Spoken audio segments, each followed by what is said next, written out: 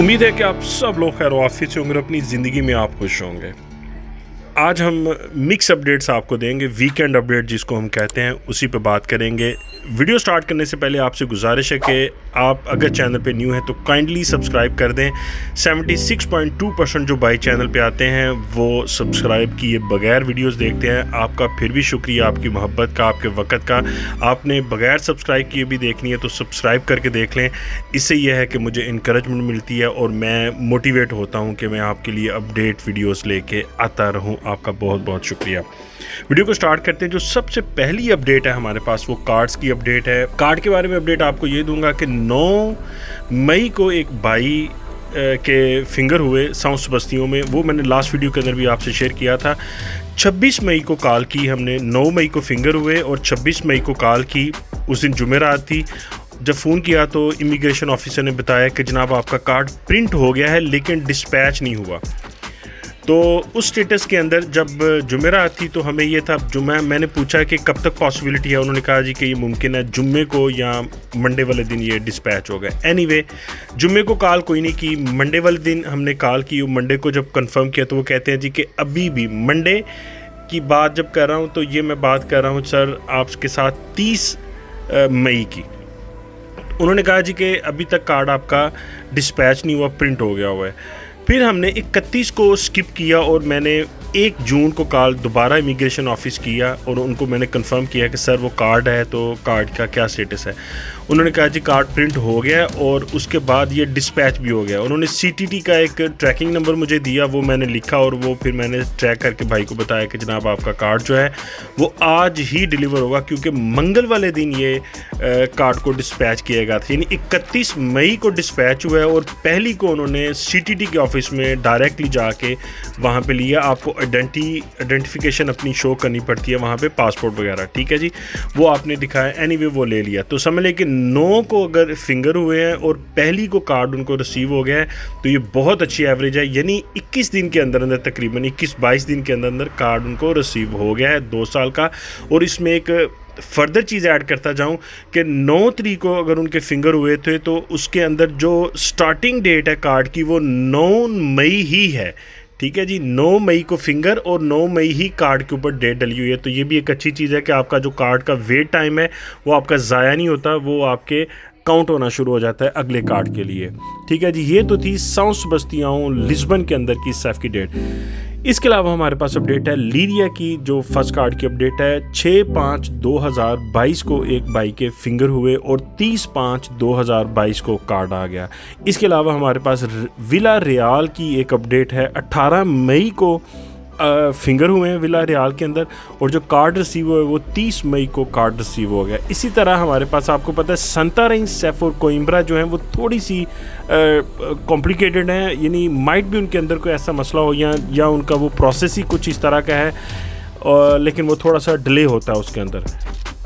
तो संताराई के अंदर जो अपडेट हमारे पास है वो बायोमेट्रिक हुए हैं 17/2/2022 को और जो कार्ड है वो रिसीव हुआ है 1 जून 2022 को। इसी तरह हमारे पास सर इस वक्त टवीरा की अपडेट है। तो टवीरा जो सेफ है ये भी बड़ी फास्ट वर्क करती है। तो इसके अंदर 23 मई को फिंगर हुए थे, 23 मई 2022 को, और जो कार्ड है वो रिसीव हुआ है 3 जून 2022 को, ठीक है जी। अब जो लास्ट अपडेट है वो ब्रागा की है। ब्रागा का बहुत लोग इंतज़ार करते हैं। चलें एनीवे, बहुत उम्मीद है कि जितने भाई भी वेट कर रहे हैं सबका कार्ड जल्दी आएगा। इसके अपडेट दे देता हूँ। 18/3 को फिंगर हुए थे और 31/5 को ये कार्ड आ गया है जनाब, ठीक है जी। तो ये थी ब्रागा की तरफ से अपडेट। तो अगला हमारा सेक्शन है फर्स्ट ईमेल का। तो फर्स्ट ईमेल इस वीक के अंदर बहुत ज़्यादा स्लो आई है। आई डोंट नो व्हाई, ये क्या रीज़न बना है इसका, लेकिन अप डाउन्स होते रहते हैं बारकफ। एनीवे इस वीक के अंदर सिर्फ़ और सिर्फ 2 डेट्स की ईमेल आई हैं और उन 2 डेट्स में से एक 9 अक्टूबर है और एक 10 अक्टूबर है। यानी जिन लोगों ने 9 अक्टूबर और 10 अक्टूबर 2020 को फाइल लॉक करवाई हुई थी उनकी फ़र्स्ट ईमेल आई है। तो अभी तो फर्स्ट आई है, फिर सेकंड की बारी आएगी, लेकिन ये इस वीक के अंदर बहुत स्लो काम किया है। ओनली 2 बंदों को सिर्फ, यानी 2 डेट्स को उन्होंने टच किया है। एनीवे ये एक मेरे ख्याल से नॉर्मली चीज़ है। तो आगे से मे बी ये फास्ट थोड़ा सा प्रोसेस कर देंगे। कुछ भाई जो जाते हैं इमिग्रेशन के ऊपर, तो उनको बाज़ दफ़ा ना सस्पेंशन लेटर मिल जाता है। सस्पेंशन लेटर क्या मतलब कि भाई हम आपका जो प्रोसेस है सस्पेंड कर रहे हैं, मज़ीद वेरिफिकेशन होगी क्या, मतलब चेक करने के लिए भी कह सकते हैं आपको, कोई भी उसमें मतलब चीज़ें वगैरह डाल सकते हैं। तो ये वजह क्या बनती है एक्चुअली इसकी, तो मैं हकीकत में अगर मैं इसकी बात करूं तो बहुत सारे बंदे आपको यही कहेंगे ओ जनाब कोई मसला नहीं है, 3 टैक्स पे करो और चले जाओ, 6 टैक्स पे करो और चले जाओ। मैं आपको बार बार ये चीज़ आपको मैं रिपीट करता हूँ अपनी वीडियोस के अंदर कि ये उस वक़्त की इमिग्रेशन की सिचुएशन पे डिपेंड करेगा कि क्या हालात हैं, कैसे हालात हैं वहाँ पे।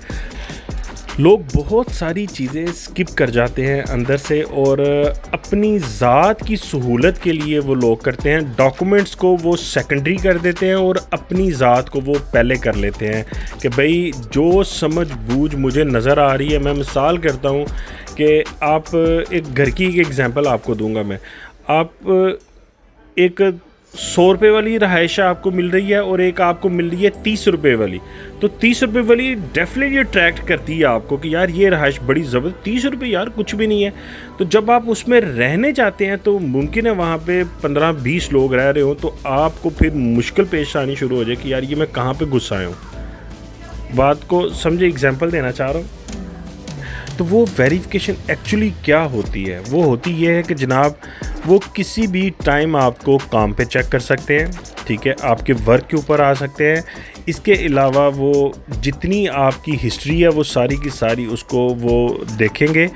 और जो रियलिटी में मैं आपको बात बताऊं कि देखें, जो लोग 2 साल तक यहाँ पे रगड़ते हैं खुद को, अभी 2 साल लग रहे हैं सबको पता है, 2 साल खुद को रगड़ते हैं, तो क्या आपको ये लगता है कि जो 2 साल यहाँ पे रगड़ते हैं खुद को वो बिल्कुल बराबर है उस बंदे के कि जिसने सिर्फ 12 टैक्स पे किए हैं और वो फिंगरों पे चला गया? बिल्कुल भी ऐसा नहीं है। और एक नेशनैलिटी का जो प्रोसेस है वो अभी ऑनलाइन होने जा रहा है कि आप जब नेशनैलिटी जमा करवाना चाहें तो आप ऑनलाइन भी नेशनैलिटी को जमा करवा सकते हैं, इंस्टेड ऑफ कि आप डॉक्यूमेंट्स भेजें, वो स्कैन करके वहाँ पे सेंड किए जाएंगे। लेट्स सी इस पे क्या अभी तक फाइनल इसको अभी नहीं किया गया, लेकिन बहुत उम्मीद है कि ये नेक्स्ट मंथ तक ये फाइनलाइज हो जाएगा कि जहाँ पे आप ऑनलाइन अपनी नेशनैलिटी को सबमिट कर सकेंगे। उम्मीद है कि आपका वीकेंड बहुत अच्छा गुजरेगा। अपना बहुत सारा ख्याल रखिएगा, इर्द गिर्द लोगों का भी ख्याल रखिएगा। Thank you so very much.